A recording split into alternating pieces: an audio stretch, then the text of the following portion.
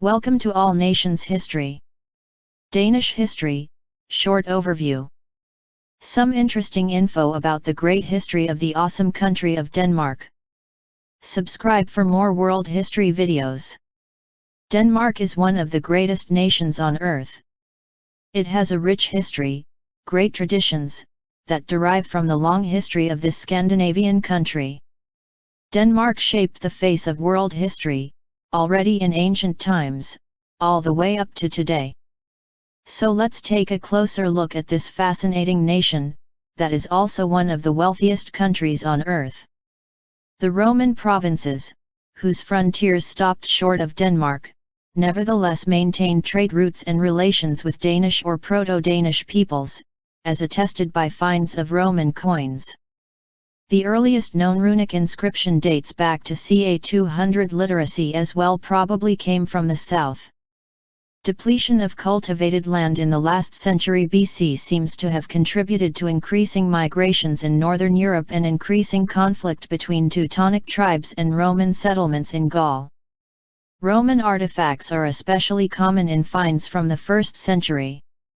It seems clear that some part of the Danish warrior aristocracy served in the Roman army. Occasionally during this time, killings occurred and bodies were thrown into bogs. In recent times some of these bog bodies have emerged very well preserved, providing valuable information about the people who lived in Denmark during this period. Historians refer to the material culture of Northern Europe during the mass migrations of the 5th to the 7th centuries as the Germanic Iron Age. Some of the best-known remains from the period include the peat bog corpses, among them the well-preserved bodies of two people deliberately strangled, Talund man and Herulchker woman. In his description of Skansa, from the 6th century work, Getica, the ancient writer Jordan says that the Dani were of the same stock as the Swititi, Swedes, Sudiad, and expelled the Heruli and took their lands. The Old English poems Widsith and Beowulf, as well as works by later Scandinavian writers notably by Saxo Grammaticus provide some of the earliest references to Danes. With the beginning of the Viking Age in the 9th century, the prehistoric period in Denmark ends. The Danish people were amongst those known as the Vikings during the 8th–11th centuries. Viking explorers first discovered and settled in Iceland in the 9th century, on their way from the Faroe Islands. From there, Greenland and Vinland, probably Newfoundland, were also settled. Utilizing their great skills in shipbuilding and navigation, they raided and conquered parts of France and the British Isles. They also excelled in trading along the coasts and rivers of Europe, running trade routes from Greenland in the north to Constantinople in the south via Russian and Ukrainian rivers, most notably along the river Dnieper and via Kiev, then being the capital of Kiev Rus. The Danish Vikings were most active in Britain, Ireland, France, Spain, Portugal, and Italy where they raided, conquered and settled.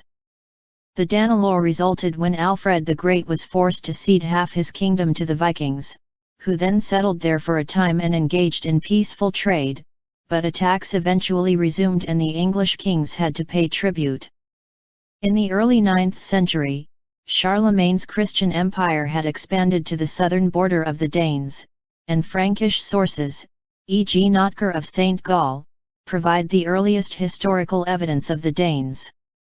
These report a King Gudfred, who appeared in present-day Holstein with a navy in 804, where diplomacy took place with the Franks.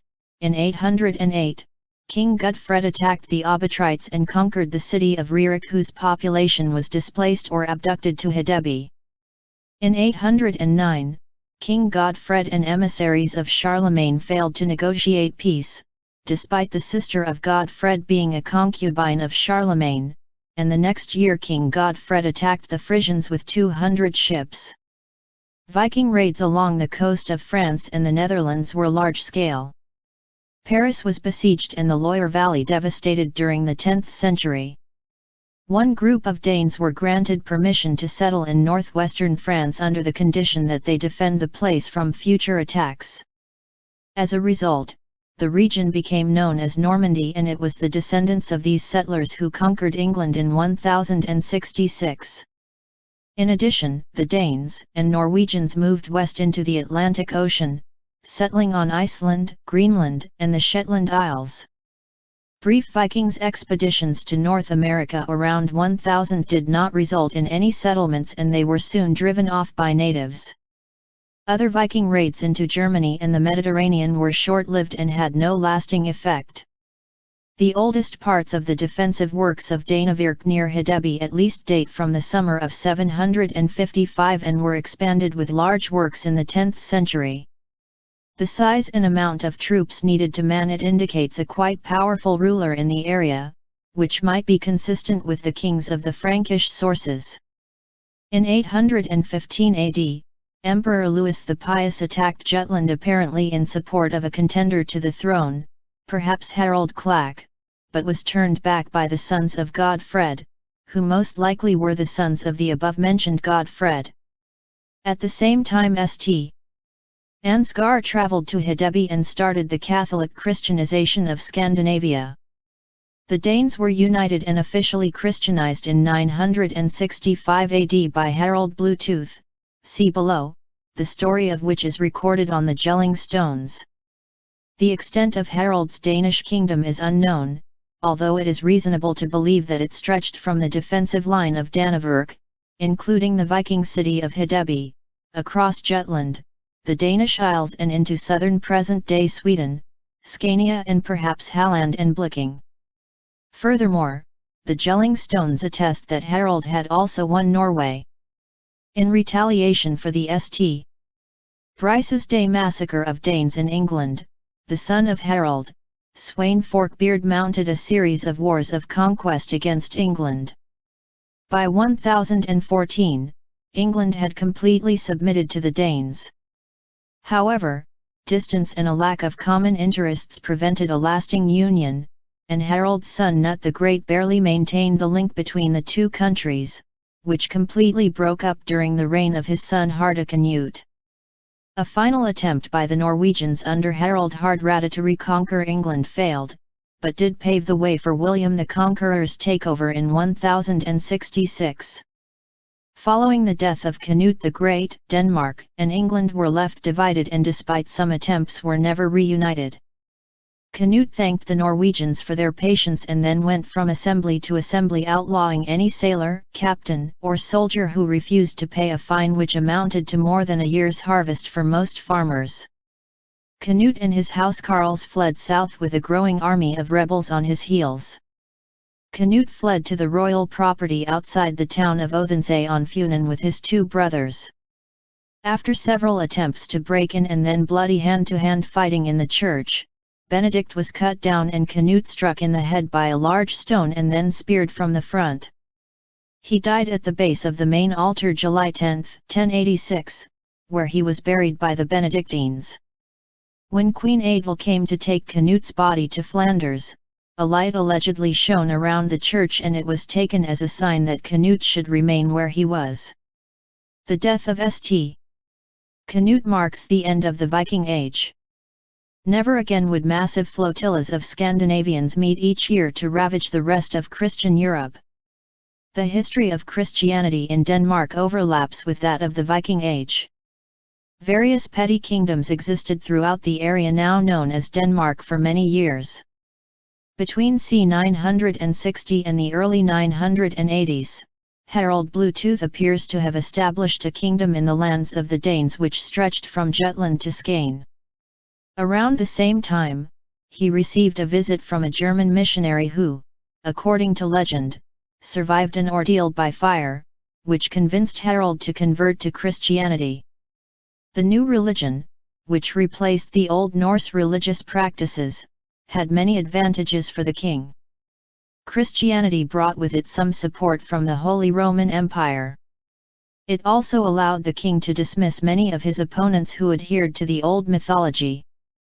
At this early stage there is no evidence that the Danish Church was able to create a stable administration that Harald could use to exercise more effective control over his kingdom, but it may have contributed to the development of a centralizing political and religious ideology among the social elite which sustained and enhanced an increasingly powerful kingship.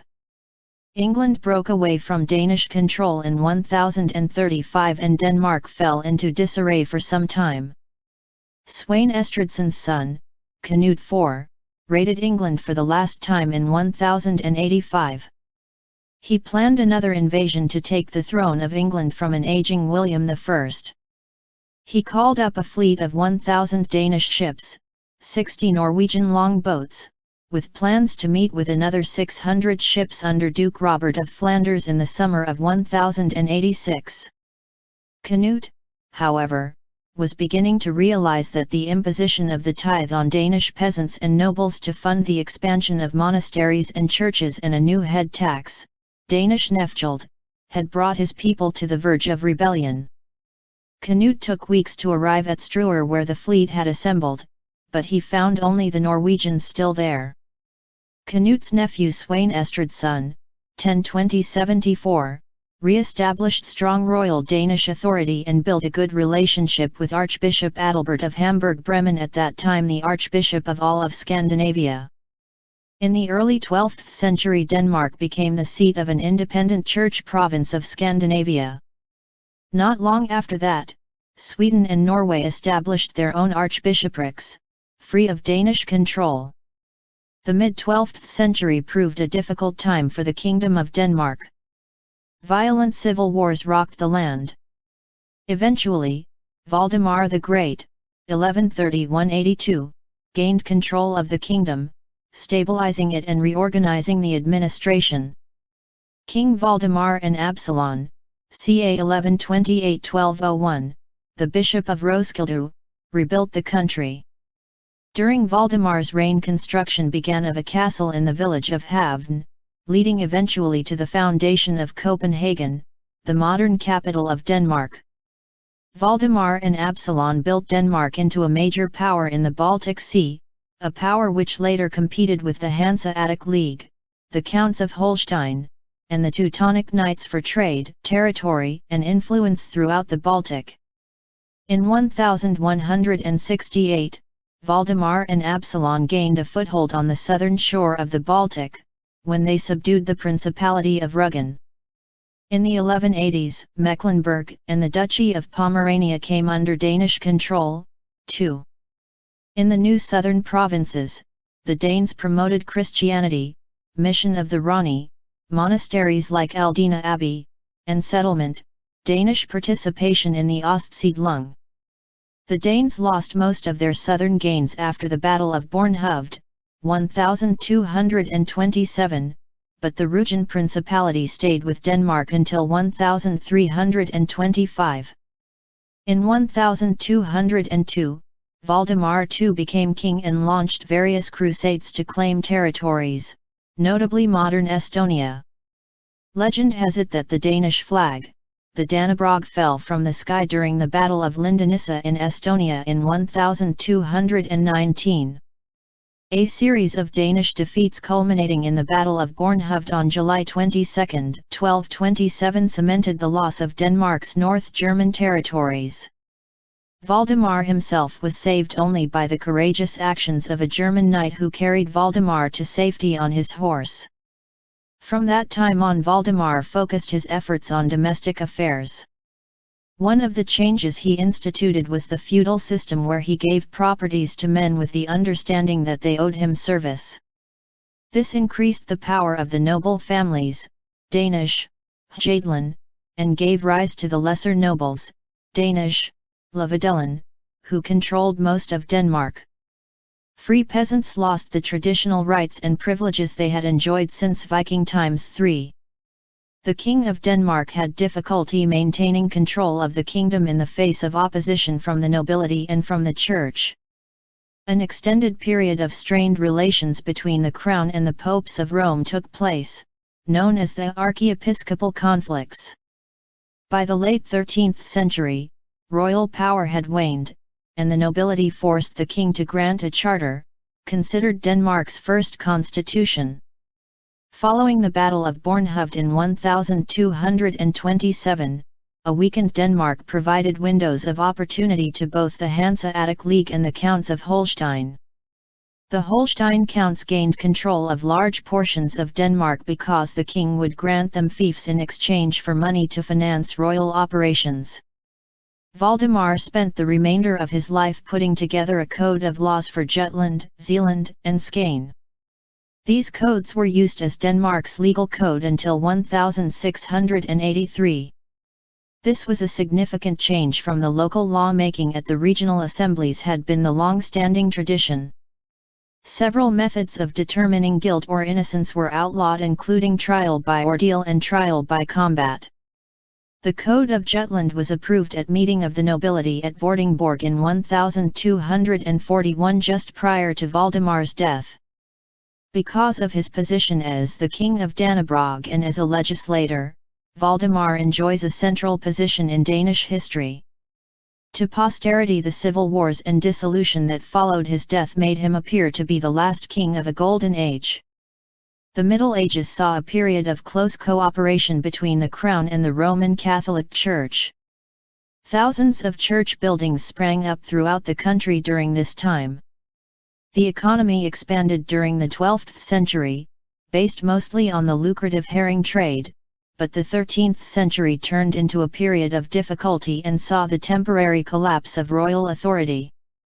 During the disastrous reign of Christopher II, 1319–1332, most of the country was pawned off to the counts, except Skane, which went to Sweden, after peasant revolts and conflicts with the church. For 8 years after Christopher's death, Denmark had no king, and was instead controlled by the counts. After one of them was assassinated in 1340, Christopher's son Valdemar was chosen as king, and gradually began to recover the pawned territories, which was completed in 1360. The Black Death, which came to Denmark during these years, also aided Valdemar's campaign. His continued efforts to expand the kingdom after 1360 brought him into open conflict with the Hanseatic League. He conquered Gotland, much to the displeasure of the League, which lost Visby, an important trading town located there. The Hanseatic alliance with Sweden to attack Denmark initially proved a fiasco, since Danish forces captured a large Hanseatic fleet, and ransomed it back for an enormous sum. Luckily for the League, the Jutland nobles revolted against the heavy taxes levied to fight the expansionist war in the Baltic. The two forces worked against the king, forcing him into exile in 1370. For several years, the Hanseatic League controlled the fortresses on the Sound between Skane and Zeeland. Margaret I, the daughter of Valdemar Atterdag, found herself married off to Håkon VI of Norway in an attempt to join the two kingdoms, along with Sweden, since Håkon had kinship ties to the Swedish royal family. The dynastic plans called for her son, Olaf II, to rule the three kingdoms, but after his early death in 1387 she took on the role herself, 1387–1412. During her lifetime, 1353–1412, the three kingdoms of Denmark, Norway, and Sweden, including the Faroe Islands, as well as Iceland, Greenland, and present-day Finland, became linked under her capable rule, in what became known as the Kalmar Union, made official in 1397. Her successor, Erik of Pomerania, King of Denmark from 1412 to 1439, lacked Margaret's skill and thus directly caused the breakup of the Kalmar Union. Erik's foreign policy engulfed Denmark in a succession of wars with the Holstein counts and the city of Lübeck. When the Hanseatic League imposed a trade embargo on Scandinavia, the Swedes, who saw their mining industry adversely affected, rose up in revolt. The three countries of the Kalmar Union all declared Erik deposed in 1439. However, support for the idea of regionalism continued, so when Erik's nephew Christopher of Bavaria came to the throne in 1440, he managed to get himself elected in all three kingdoms, briefly reuniting Scandinavia, 1442–1448. The Swedish nobility grew increasingly unhappy with Danish rule, and the union soon became merely a legal concept with little practical application. During the subsequent reigns of Christian I, 1450–1481, and Hans, 1481–1513, tensions grew, and several wars between Sweden and Denmark erupted. In the early 16th century, Christian II, reigned 1513–1523, came to power. He allegedly declared, "If the hat on my head knew what I was thinking, I would pull it off and throw it away." This quotation apparently refers to his devious and Machiavellian political dealings. He conquered Sweden in an attempt to reinforce the Union, and had about 100 leaders of the Swedish anti-Unionist forces killed in what came to be known as the Stockholm bloodbath of November 1520. The bloodbath destroyed any lingering hope of Scandinavian union. In the aftermath of Sweden's definitive secession from the Kalmar Union in 1521, civil war and the Protestant Reformation followed in Denmark and Norway. When things settled down, the Privy Council of Denmark had lost some of its influence, and that of Norway no longer existed. The two kingdoms, known as Denmark-Norway, operated in a personal union under a single monarch. Norway kept its separate laws and some institutions, such as a royal chancellor, separate coinage, and a separate army. As an hereditary kingdom, Norway's status as separate from Denmark remained important to the royal dynasty in its struggles to win elections as kings of Denmark. The two kingdoms remained tied until 1814. The Reformation, which originated in the German lands in the early 16th century from the ideas of Martin Luther, 1483–1546, had a considerable impact on Denmark. The Danish Reformation started in the mid-1520s. Some Danes wanted access to the Bible in their own language. In 1524 Hans Mikkelsen and Christian Petersen translated the New Testament into Danish. It became an instant bestseller. Those who had traveled to Wittenberg in Saxony and come under the influence of the teachings of Luther and his associates included Hans Tausen, a Danish monk in the Order of St. John Hospitallers.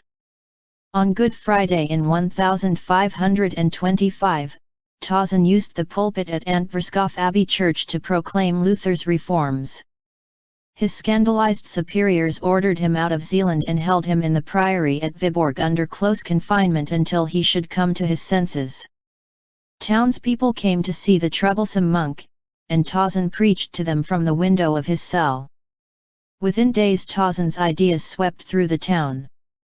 The then radical ideas of Luther found a receptive audience.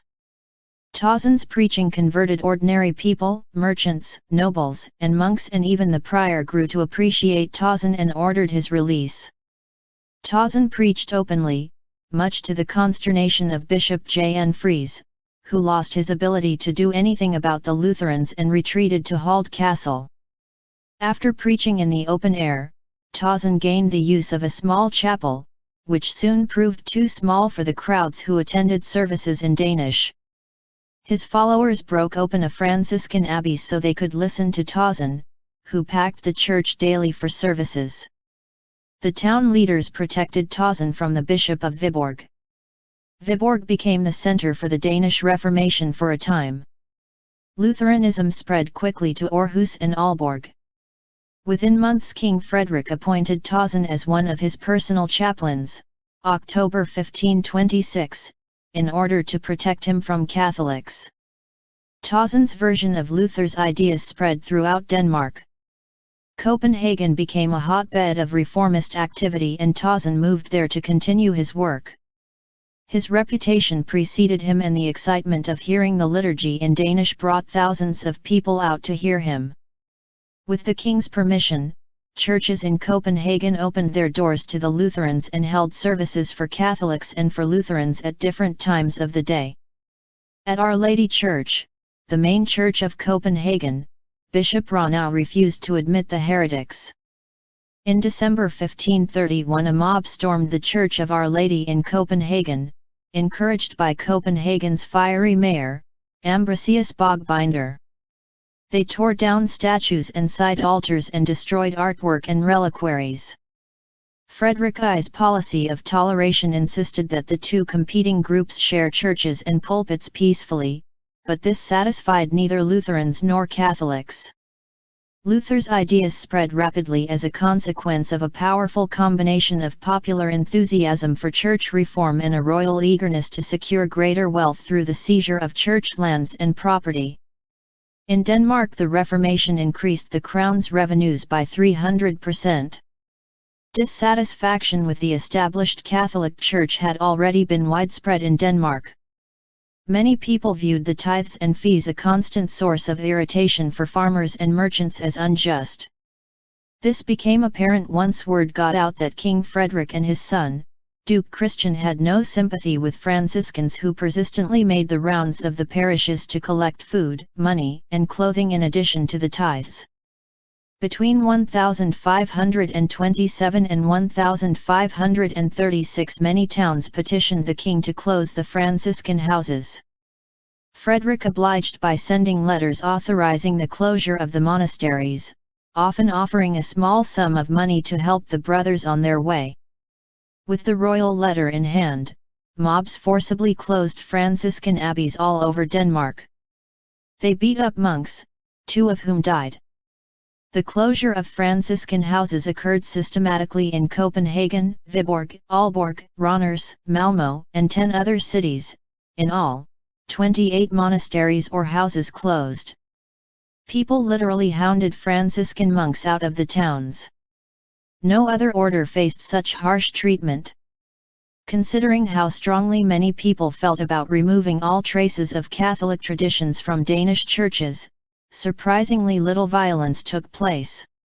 Luther's teaching had become so overwhelmingly popular that Danes systematically cleared churches of statues, paintings, wall hangings, reliquaries and other Catholic elements without interference. The only exceptions came in individual churches where the local churchmen refused to permit reform. King Christian III carried out the Protestant Reformation in Schleswig, Holsten, Denmark, and Norway. Frederick I died in 1533. The Viborg Assembly proclaimed his son, Duke Christian of Schleswig, King Christian III. The State Council on Zealand, led by the Catholic bishops, took control of the country and refused to recognize the election of Christian III, a staunch Lutheran. The regents feared Christian's zeal for Luther's ideas would tip the balance and disenfranchise Catholics, both peasants and nobles. The State Council encouraged Count Christopher of Oldenburg to become regent of Denmark. Christian III quickly raised an army to enforce his election, including mercenary troops from Germany. Count Christopher raised an army, including troops from Mecklenburg and Oldenburg and the Hanseatic League, especially Lübeck, to restore his Catholic uncle King Christian II. This resulted in a 3-year civil war called the Count's Feud. Armed rebellion by Catholic peasants led by Skipper Clement started in northern Jutland. Rebellion swept across Funen, Zealand, and Skane. Christian III's army soundly defeated an army of Catholic nobles at Svenstrup on October 16, 1534. Christian forced a truce with the Hanseatic League, which had sent troops to help Count Christopher. Christian III's army, under Johan Rantzau, chased the rebels all the way back to Aalborg and then massacred over 2,000 of them inside the city in December 1534. The Protestants captured Skipper Clement, 1534, and later executed him in 1536. Christian III's mercenary troops put an end to Catholic hopes on Zealand and then Funen. Skane rebels went as far as proclaiming Christian II king again. King Gustav Vasa of Sweden sent 2 separate armies to ravage Halland and Skane into submission. Besiegers finally starved the last holdouts in the rebellion, Copenhagen and Malmö, into surrender in July 1536. By the spring of 1536 Christian III had taken firm control. Denmark became officially Lutheran on October 30, 1536 by decree of King Christian III, and in 1537 the reconstituted State Council approved the Lutheran ordinances, which was worked out by Danish theologians and Johannes Bugenhagen, based on the Augsburg Confession and Luther's Little Catechism. The government established the Danish National Church, Danish, Folkekirken, as the state church. All of Denmark's Catholic bishops went to prison until such time as they converted to Luther's reform. The authorities released them when they promised to marry and to support the reforms. If they agreed, they received property and spent the rest of their lives as wealthy landowners. If they refused conversion, they died in prison. The state confiscated church lands to pay for the armies that had enforced Christian III's election. Priests swore allegiance to Lutheranism or found new employment. The new owners turned monks out of their monasteries and abbeys. Nuns in a few places gained permission to live out their lives in nunneries, though without governmental financial support. The crown closed churches, abbeys, priories, and cathedrals, giving their property to local nobles or selling it. The king appointed Danish superintendents, later bishops, to oversee Lutheran orthodoxy in the church. Denmark became part of a Lutheran heartland extending through Scandinavia and northern Germany. The Catholic Church everywhere in Scandinavia had sealed its fate by supporting hopeless causes, Christian II and the Emperor Charles V in Denmark, Norwegian independence in that country, and in Sweden the Kalmar Union. Geographical distance also prevented them from receiving anything more than a sympathetic ear from Rome. The 17th century saw a period of strict Lutheran orthodoxy in Denmark, with harsh punishments visited on suspected followers of either Calvinism or Huldrych Zwingli. Lutheran authorities treated Catholics harshly in the fear that they might undermine the king, government, and national church. In a delayed result of the Reformation, Denmark became embroiled in the 30 Years' War, 1618–1648, on the Protestant side. The Dano-Norwegian kingdom grew wealthy during the 16th century, largely because of the increased traffic through the Resund, which Danes could tax because Denmark controlled both sides of the Sound. The trade in grain exports from Poland to the Netherlands and to the rest of Europe grew enormously at this time, and the Danish kings did not hesitate to cash in on it. The Sound duty was only repealed in the 1840s. The Danish economy benefited from the 80 Years' War, 1568–1648, in the Netherlands because a large number of skilled refugees from that area, the most economically advanced in Europe, came to Denmark. This helped to modernize many aspects of society and to establish trading links between Denmark and the Netherlands. Denmark-Norway had a reputation as a relatively powerful kingdom at this time.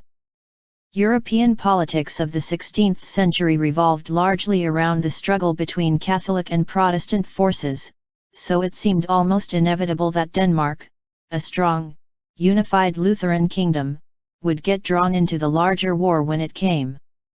The 30 Years' War went badly for the Protestant states in the early 1620s, and a call went out to Denmark-Norway to save the Protestant cause. King Christian IV, who was also a Duke of the Holy Roman Empire on the basis of his possessions in Holstein, decided to intervene in the conflict raging in northern Germany. The campaign ended in defeat, and Jutland was occupied by the imperial army of Albrecht von Wallenstein. In the Treaty of Lübeck, Christian made peace and agreed to not intervene in Germany again. The war in Germany had been very expensive and Christian foresaw no other recourse than to raise the Sound tolls.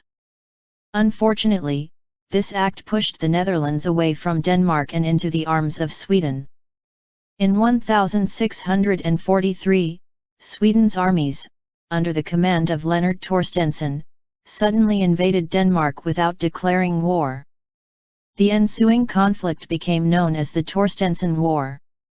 The Netherlands, wishing to end the Danish stranglehold on the Baltic, joined the Swedes in their war against Denmark-Norway.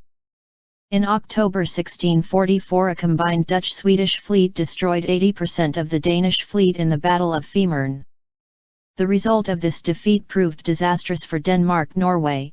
In the Second Treaty of Brömsebro, 1645, Denmark ceded to Sweden the Norwegian provinces Jämtland, Herjedalen, and Alvdalen as well as the Danish islands of Gotland and Sel. Halland went to Sweden for a period of 30 years and the Netherlands were exempted from paying the sound duty. Nevertheless, Danes remember Christian IV as one of the great kings of Denmark. He had a very long reign, from 1588 to 1648, and has become known as the architect on the Danish throne because of the large number of building projects he undertook. Many of the great buildings of Denmark date from his reign. After the death of Christian IV in 1648, his son Frederick succeeded him. In 1657, during the Second Northern War, Denmark-Norway launched a war of revenge against Sweden, then distracted in Poland, which turned into a complete disaster. The war became a disaster for two reasons, primarily, because Denmark's new powerful ally, the Netherlands, remained neutral as Denmark was the aggressor and Sweden the defender. Secondly, the belts froze over in a rare occurrence during the winter of 1657 to 1658, allowing Charles X Gustav of Sweden to lead his armies across the ice to invade Zealand. In the following Treaty of Roskilde, Denmark-Norway capitulated and gave up all of eastern Denmark, Danish, Skane, Halland, Bleking and Bornholm, in addition to the counties of Bohusia, Norwegian, Bohuslän, and Trøndelag in Norway. Holstein-Gottorp was also tied to Sweden, providing a gateway for future invasions from the south. But the Second Northern War was not yet over. 3 months after the peace treaty was signed, Charles X Gustav of Sweden held a council of war where he decided to simply wipe Denmark from the map and unite all of Scandinavia under his rule. Once again the Swedish army arrived outside Copenhagen. However, this time the Danes did not panic or surrender. Instead, they decided to fight and prepared to defend Copenhagen. Frederick III of Denmark had stayed in his capital and now encouraged the citizens of Copenhagen to resist the Swedes, by saying he would die in his nest. Furthermore, this unprovoked declaration of war by Sweden finally triggered the alliance that Denmark-Norway had with the Netherlands. A powerful Dutch fleet was sent to Copenhagen with vital supplies and reinforcements, which saved the city from being captured during the Swedish attack. Furthermore, Brandenburg Prussia, the Polish-Lithuanian Commonwealth and the Habsburg monarchy had gathered large forces to aid Denmark-Norway and fighting continued into 1659. Charles X Gustav of Sweden suddenly died of an illness in early 1660, while planning an invasion of Norway. Following his death, Sweden made peace in the Treaty of Copenhagen. The Swedes returned Trøndelag to Norway and Bornholm to Denmark, but kept both Bohusia and Terrascania. The Netherlands and other European powers accepted the settlement, not wanting both coasts of the Sound controlled by Denmark. This treaty established the boundaries between Norway, Denmark, and Sweden that still exist today. As a result of the disaster in the war against Sweden, King Frederick III, reigned 1648–1670, succeeded in convincing the nobles to give up some of their powers and their exemption from taxes, leading to the era of absolutism in Denmark. The country's main objective in the following decades was the recovery of its lost provinces from Sweden. In the 1670s, Denmark-Norway had regained enough strength to start a war with Sweden to recover its lost provinces. However, in spite of Denmark's outside support, naval dominance, and initial support from the population of the former eastern provinces, the war ended in a bitter stalemate. A renewed attack during the Third Northern War, 1700–1721, first resulted in the unfavourable Peace of Travendal, but after Denmark's re-entry into the war and Sweden's ultimate defeat by a large alliance, Sweden was no longer a threat to Denmark. However, the great powers opposed any Danish territorial gains, which meant the Treaty of Frederiksborg did not return the former eastern provinces to Denmark. Furthermore, Denmark was even forced to return Swedish Pomerania, held by Danish forces since 1715, to Sweden. Denmark now had no hope of recovering its lost provinces from Sweden. As noted earlier, the rest of Europe was simply against the Sound being controlled by a single nation ever again. For most of the 18th century, Denmark was at peace. The only time when war threatened was in 1762 when the Duke of Gottorp became Tsar Peter III of Russia and declared war on Denmark. But he was soon deposed, and the threat ended. With the suspension of the Danish Diet, that body disappeared for a couple of centuries. During this time power became increasingly centralized in Copenhagen. Frederick's government reorganized itself in a much more hierarchical manner, built around the king as a focal point of administration. Crown officials dominated the administration, as well as a new group of bureaucrats, much to the dismay of the traditional aristocracy, who saw their own influence curtailed even further. The absolutist kings of Denmark were quite weak compared to their Swedish counterparts, and non-noble landlords became the real rulers of the country. They used their influence to pass laws that favored themselves. The administration and laws underwent modernization during this period. In 1683 the Dansk Lov 1683, Danish Code, standardized and collected all the old provincial laws. Other initiatives included the standardization of all weights and measures throughout the kingdom, and an agricultural survey and registry. This survey allowed the government to begin taxing landowners directly, moving it beyond dependence on revenue from crown lands. The population of Denmark rose steadily through this period, from 600,000 in 1660, after the loss of territory to Sweden, to 700,000 in 1720. By 1807 it had risen to 978,000. Attempts to diversify the economy away from agriculture failed. During this period little industry existed, except for a very small amount in Copenhagen, population, 30,000. In the late 17th century a small amount of industry did develop, catering to the military. Denmark suffered in part because of its lack of natural resources. It had nothing much to export except agricultural products. The Netherlands bought the largest share of Denmark's exports. The landlords, only about 300 in number, nevertheless owned 90% of the land in the country.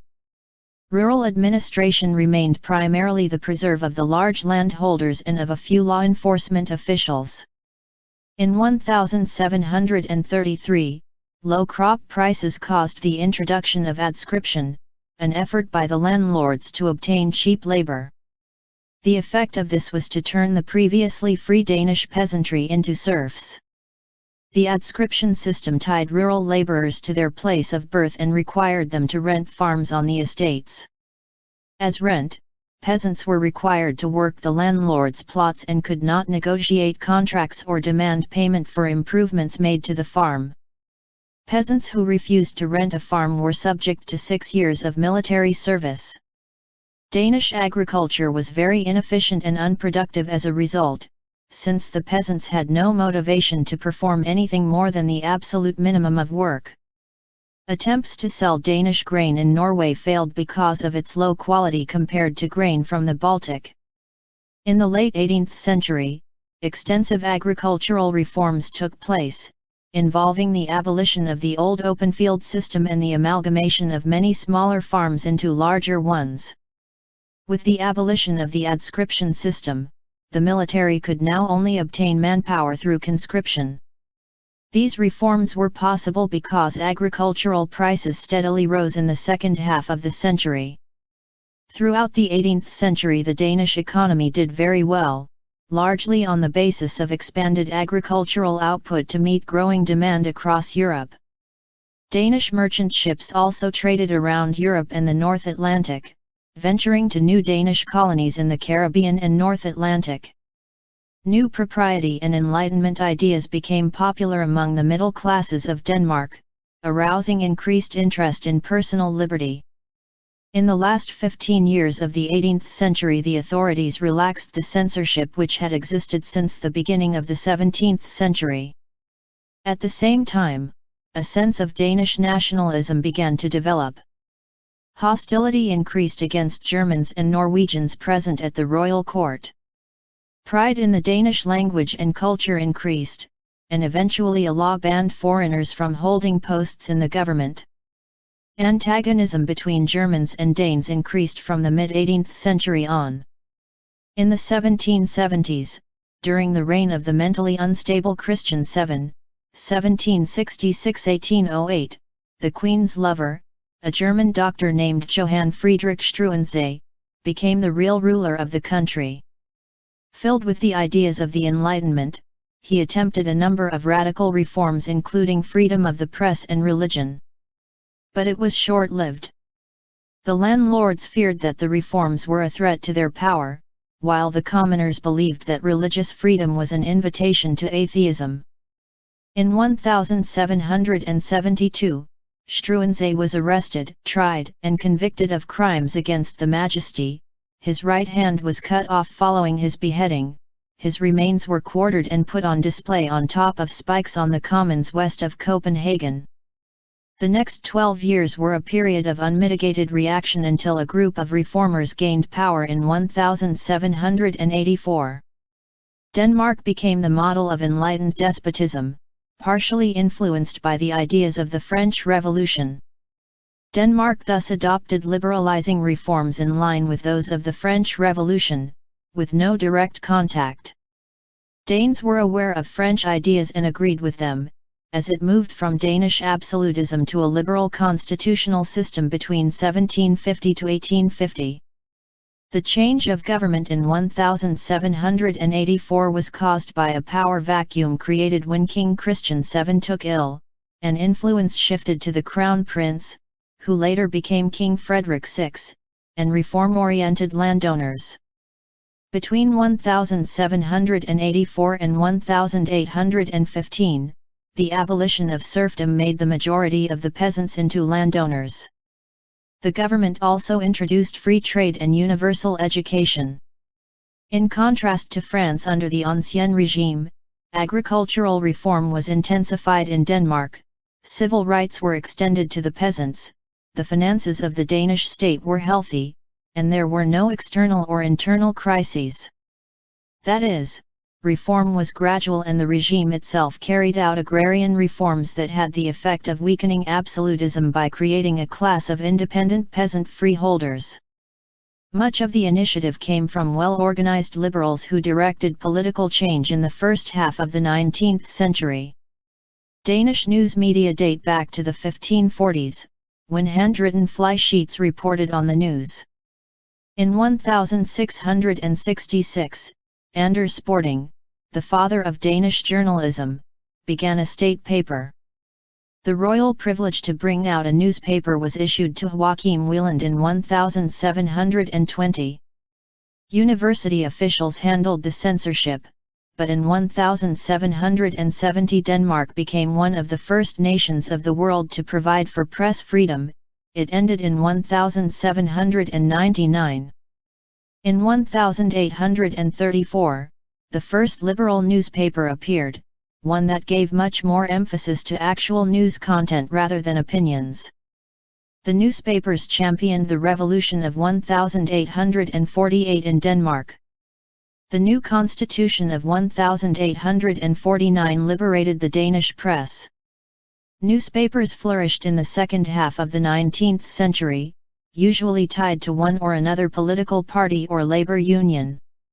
Modernization, bringing in new features and mechanical techniques, appeared after 1900. The total circulation was 500,000 daily in 1901, more than doubling to 1.2 million in 1925.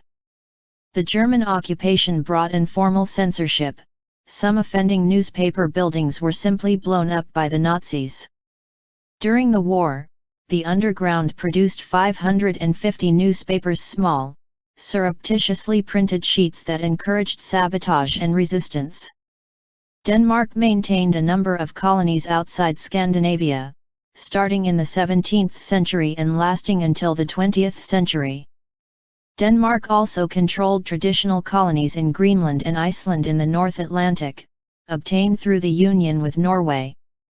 Christian IV, reigned 1588–1648, first initiated the policy of expanding Denmark's overseas trade, as part of the mercantilist trend then popular in European governing circles.